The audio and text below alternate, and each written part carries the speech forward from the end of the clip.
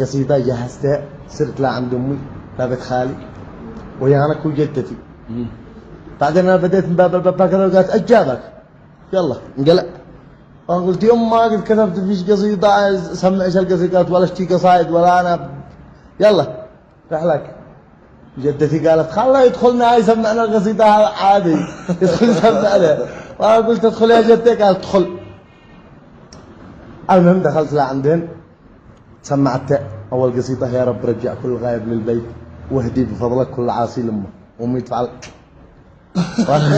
فرد كيف أوصفش يا من بفضل الشبيت ورضاش وصلني لأعلى قمة وتبدأ تترخرخ. المهم لا خامس بيت قلت حاضنت أنا وأمي. الله. المهم القصيدة قلت فيها قلت يا رب رجع كل غايب للبيت واهدي بفضلك كل عاصي لأمه. كيف أوصفش يا من بفضل الشبيت ورضاش وصلني لأعلى قمة. كيف أوصفش يا من بصدرش حسيت أمان قلبي في الرخاء والأزمة. ما شوصفش مهما بحرفي خطيت مهما القصد والشعر يكبر حجمه يغلى بشر وأحن من قد لاقيت وحرمتش أكبر وأعظم حرمة. قال يغلى بشر وأحن من قد لاقيت وحرمتش أكبر وأعظم حرمة. برضاش يمه للمصاعب عديت وانتي من الرحمن أكبر رحمة من غير اللي تكتهر لا ونيت. الله. وتحس ما في داخلي من غمه وكم من الصدر الحنون تغذيت حولين لوم الجسم كون عظمه.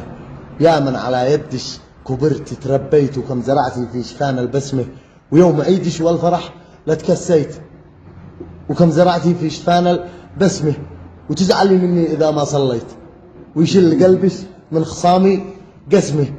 يمه إذا حل الأجل وتوفيت وظناش يمه ما تحقق حلمه.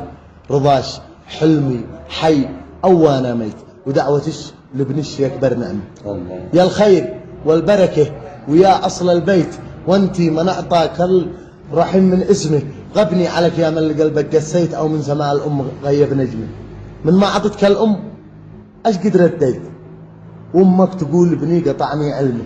يبني أنا كبرت وأنا زفيت واشبع إذا شفتك أكلت اللقمة وتنام وهمك إذا ما تغطيت وافز من نومي أغطي جسمي.